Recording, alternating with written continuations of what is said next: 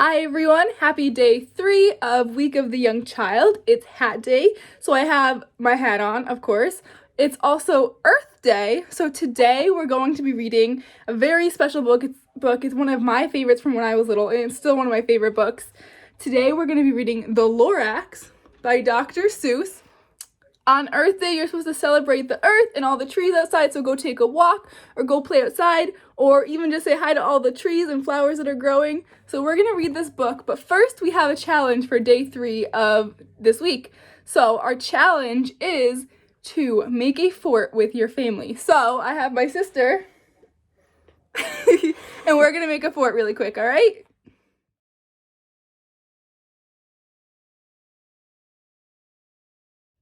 All right, everyone, so I'm inside of my fort. I had to take my hat off because there's not very much room in here. I would have bumped it. And we're ready to read our book. So this is The Lorax. There he is on the front cover. He's super cute with his orange body and yellow mustache.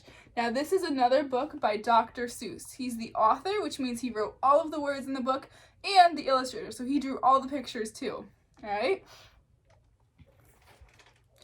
We open it up. This is what it looks like.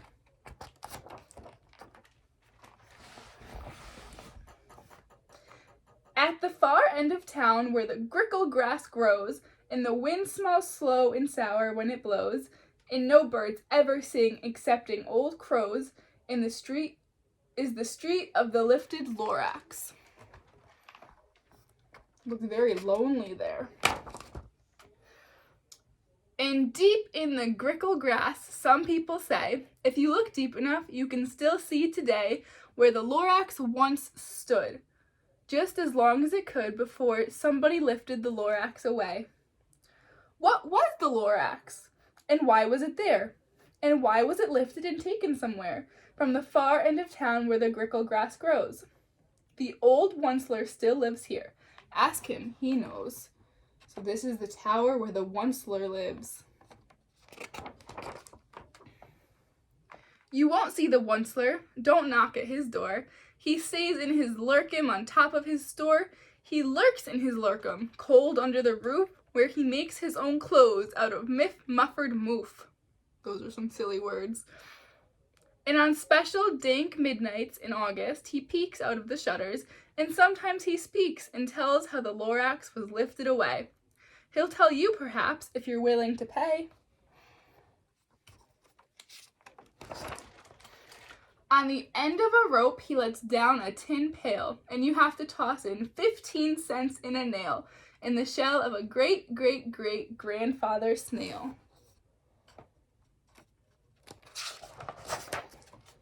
Then he pulls up the pail, makes a most careful count to see if you've paid him the proper amount.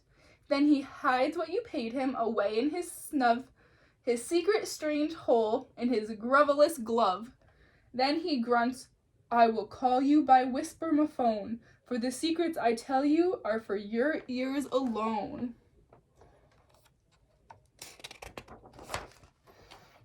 Slop!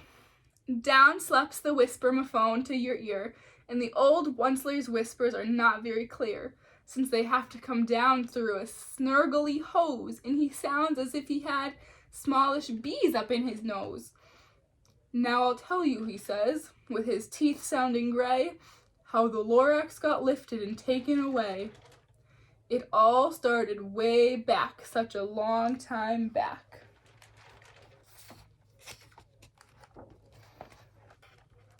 Way back in the days when the grass was still green and the pond was still wet and the clouds were still clean, and the song of the swomy swans rang out in space. One morning I came to this glorious place, and I first saw the trees, the truffula trees, the bright-colored tufts of the truffula trees, mile after mile in the fresh morning breeze.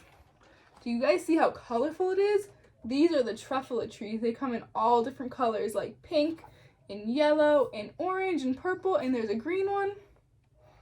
And look, here comes a man. And under the trees I saw brown barbaloots, frisking about in their barbaloot suits, as they played in the shade and ate truffula fruits. From the rippleless pond came the comfortable sound of the humming fish humming while splashing around.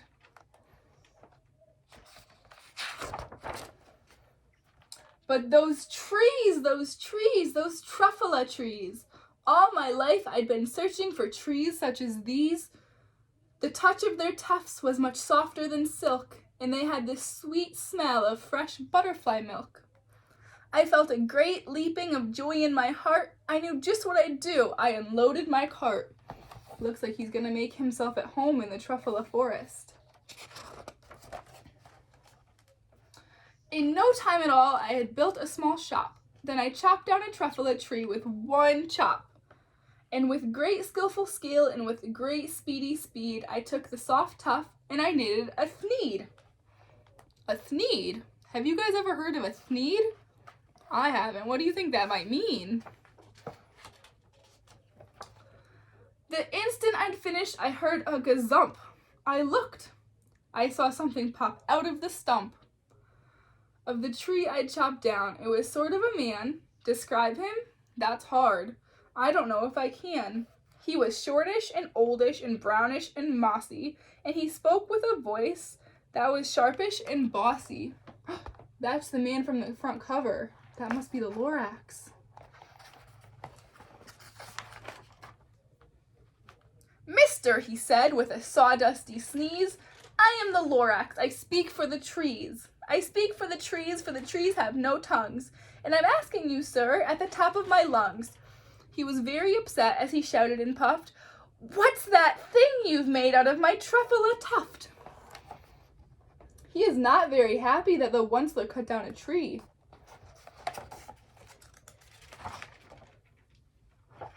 Look, Lorax, I said, there's no cause for alarm. I chopped just one tree. I am doing no harm. I'm being quite useful. This thing is a thneed. A thneed's a fine thing, something that all people need. It's a shirt, it's a sock, it's a glove, it's a hat. But it has other uses, yes, far beyond that. You can use it for carpets, for pillows, for sheets, or curtains, or covers for bicycle seats. And the Lorax said, Sir, you are crazy with greed. There is no one on earth who would buy that fool thneed.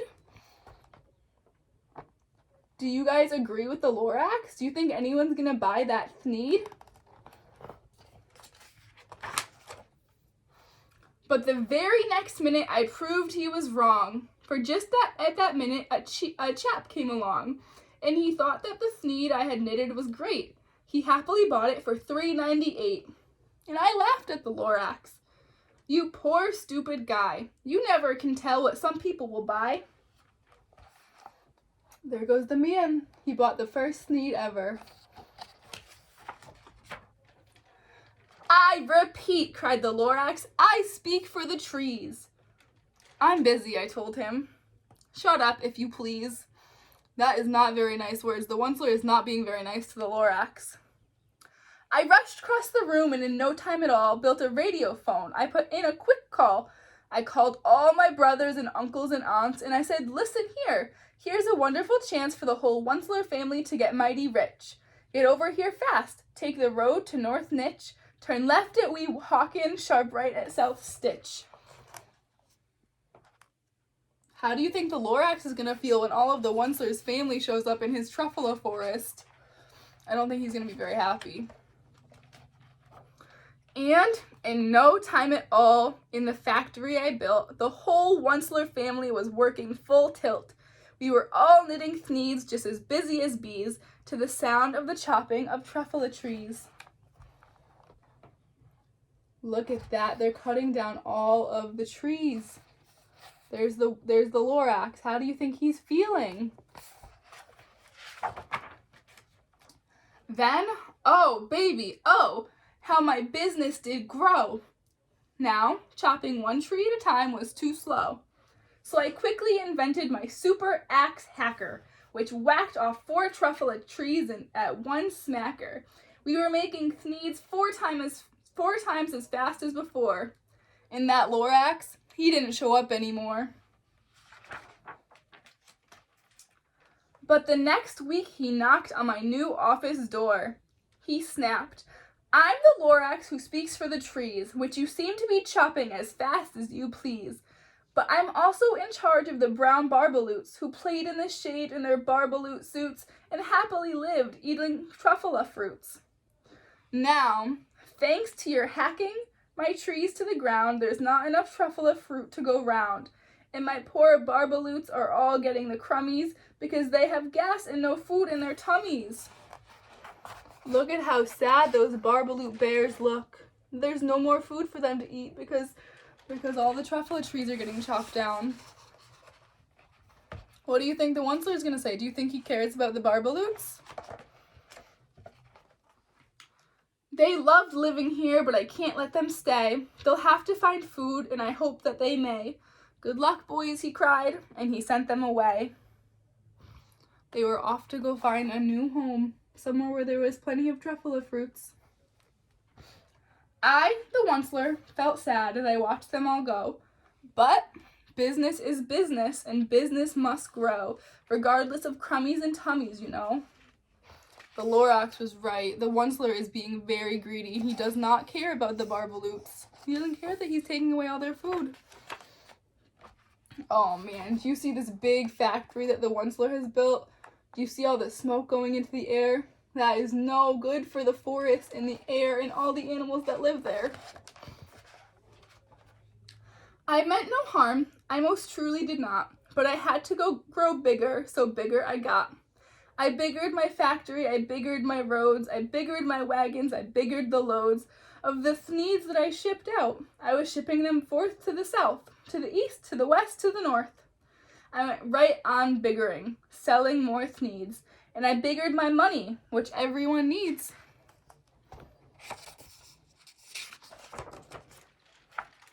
Then again he came back. I was fixing some pipes when that old nuisance Lorax came back with more gripes. That means he was complaining some more, and for good reason too. I am the Lorax, he coughed and he whiffed. Sounds like the Lorax getting very sick. He sneezed and he snuffled, he snargled, he sniffed. Onceler, he cried with a cruffulous croak. Onceler, you're making such smogulous smoke. My poor swammy swans, why, they can't sing a note. No one can sing who has smog in his throat.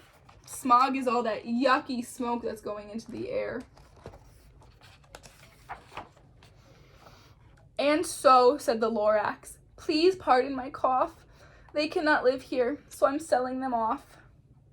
Where will they go? I don't hopefully know. They may have to fly for a month or a year to escape from the smog you've smogged up around here.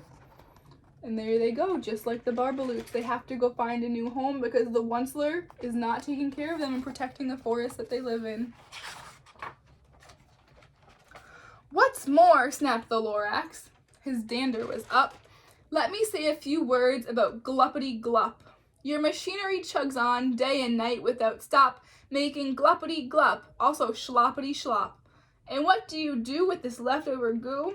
I'll show you, you dirty old Onceler man, you. Look at all that yucky stuff that gets made when he's making thneeds. It doesn't look very nice.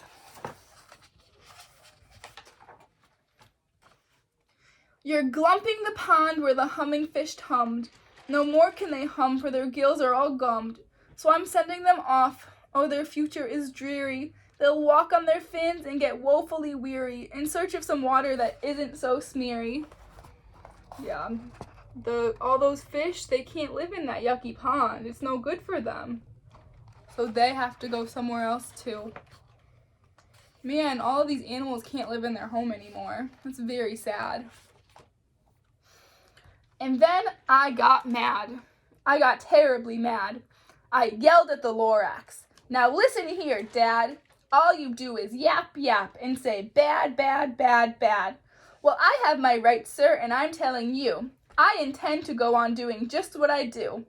And for your information, you Lorax, I'm figuring on biggering and biggering and biggering and biggering, turning more truffula trees into thneeds, which everyone needs. The Onceler does not care about the animals. He just wants to bigger his company, bigger his factory. And at that very moment, we heard a loud whack.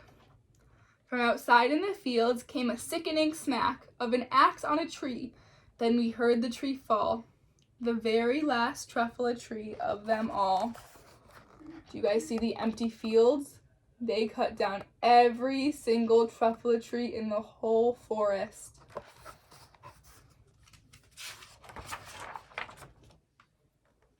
No more trees, no more needs, no more work to be done. So, in no time, my uncles and aunts, everyone, all waved me goodbye. They jumped into my cars and drove away under the smoke-smuggered stars. Now all that was left neath the bad-smelling sky was my big empty factory in the Lorax and I. Everyone's going home. There's no more animals, no more family, no more trees. The Lorax said nothing, just gave me a glance, just gave me a very sad, backward glance as he lifted himself by the seat of his pants, and I'll never forget the grim look on his face when he hoisted himself and took leave of this place, through a hole in the smog without leaving a trace. There he goes. There was no reason for the Lorax to be here anymore. All the trees, all the animals, all the clean air was gone. So there he goes. And all that the Lorax left here in this mess was a small pile of rocks with one word, unless. Whatever that meant, well, I just couldn't guess. That was long, long ago. But each day since that day, I've sat here and worried away. Through the years, while my buildings have fallen apart, I've worried about it with all of my heart. There, that's the last thing the Lorax left. It says, unless. Now, what do you think the Onceler was worrying about after everyone left him? Why was he feeling so guilty? Felt really bad about what had happened. But now, says the Onceler, now that you're here, the word of the Lorax seems perfectly clear. Unless someone like you cares a whole awful lot, nothing is going to get better. It's not.